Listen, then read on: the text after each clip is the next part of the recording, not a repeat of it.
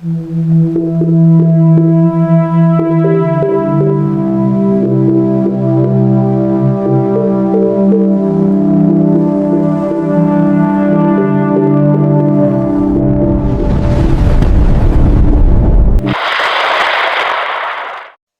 araw. Narito ang pinakahuling balita tungkol sa Bagyong Tino. Nanalasa na ito sa Negros Islands region at tinatayang susunod na tatama sa Iloilo o Guimaras. Taglay nito ang hanging may lakas na 150 km per hour at bagsong umaabot sa 205 km per hour. Kumikilos ito pakanluran sa bilis na 25 km per hour. Kapansin-pansin ang lawak ng sakop ng hangin nito na umaabot hanggang Hilagang Luzon at humihila patungo sa Palawan bago tuluyang maging sentro ng bagyong si Tino. Kaya asahan ng mga bugso-bagsong hangin sa halos buong bansa. Babala sa signal ng hangin. Signal number 4, makakaranas ng hanging aabot sa 118 hanggang 184 km per hour na may matinding banta sa ari-arian sa mga lugar na ito. Visayas, kanlurang bahagi ng Leyte, hilagang bahagi ng Cebu, Lapu-Lapu City, Cordova, Mandaue City, Cebu City, Balamban. Asturias, Danau City, Compostela, Liloan, Consolacion, Borbon. Carmen, Tuburan, Catmon, Sogod, Tabuelan, Tabogon. San Remigio, Bogo City, Toledo City, Talisay City, Minglanilla, Medellin, Daan Bantayan, kasama ang Camotes Islands at Bantayan Islands, hilagang bahagi ng Negros Oriental, hilagang bahagi ng Negros Occidental, San Carlos City, Salvador Benedicto, Calatrava, Toboso, Escalante City, Sagay City. Cadiz City, Manapla, Victoria City, Enrique B. Magalona, Silay City.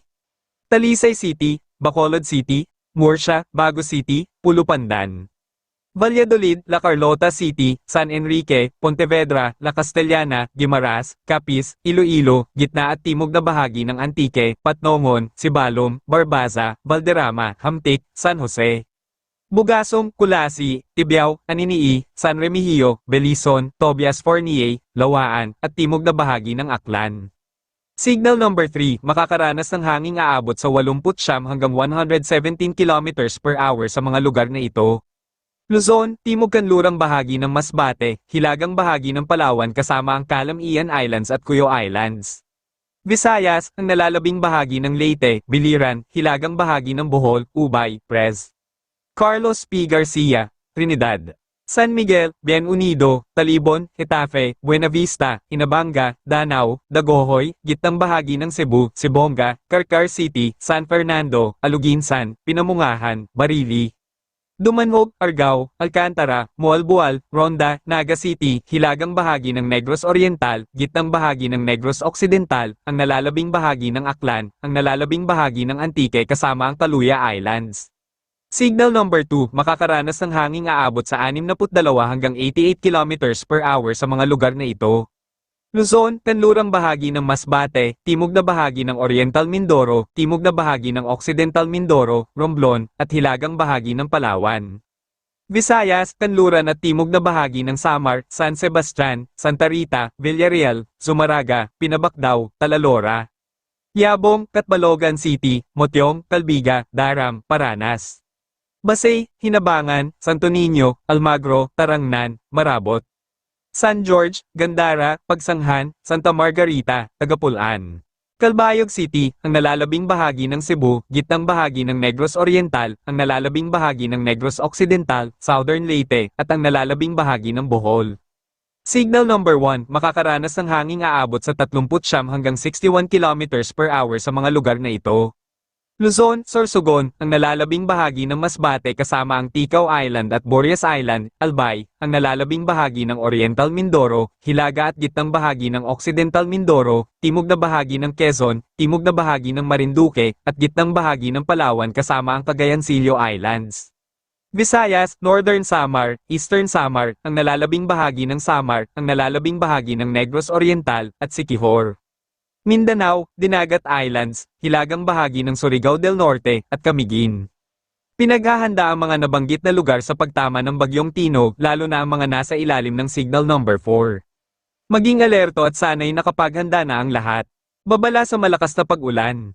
Asahan ng malakas na pag-ulan ngayong araw dahil sa Bagyong Tino. 200 mm na pag-ulan, Eastern Samar, Southern Leyte, Dinagat Islands, Cebu, Negros Occidental, Surigao del Norte, Aklan, Iloilo, Guimaras, at Capiz. 100 hanggang 200 mm na pag-ulan, Northern Samar, Oriental Mindoro, Sorsogon, Biliran, Samar, Bohol, Camiguin. Antique, Siquijor, Negros Oriental, Romblon, Masbate, Misamis Oriental, at Agusan del Norte. 50 hanggang 100 mm na pag-ulan, Surigao del Sur, Batangas, Catanduanes, Albay, Palawan, Marinduque, Occidental Mindoro. Maguindanao del Norte, Maguindanao del Sur, Sultan Kudarat, Misamis Occidental, Zamboanga del Norte, Lanao del Norte, Agusan del Sur, Bukidnon, Sarangani, at Lanao del Sur. Maging alerto sa mga babala sa malakas na hangin at pag-ulan. Bukod sa Bagyong Tino, may minomonitor na low pressure area sa silangang bahagi ng Mindanao na huling namataan sa layong 2,045 kilometro silangan ng Mindanao. Mataas ang tsansa na maging ganap itong bagyo, at kung papasok sa Philippine Area of Responsibility, papangalanan itong Bagyong Uwan. Patuloy rin ang pag-iral ng hanging amihan at Shiarly na nagdadala ng pag-ulan sa Cagayan Valley Region at Aurora. Asahan ng kalat-kalat na pag-ulan sa halos buong bansa dahil sa mga weather system at bagyo. May nakataas na gale warning sa mga lugar ng Surigao del Norte kasama ang Siargao at Bucas Grande Islands, Agusan del Norte, Camiguin, Romblon, Southern Coast ng Oriental Mindoro, Southern Coast ng Occidental Mindoro.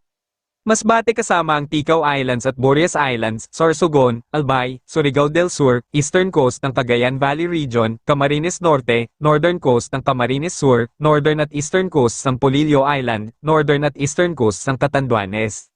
Pinagbabawal ang anumang aktibidad sa mga baybaying ito dahil sa inaasahang mataas na pag-alon. Iyan ang pinaka-latest na update sa Bagyong Tino. Ingat po tayong lahat at sana'y ligtas sa pagdaan ng bagyo.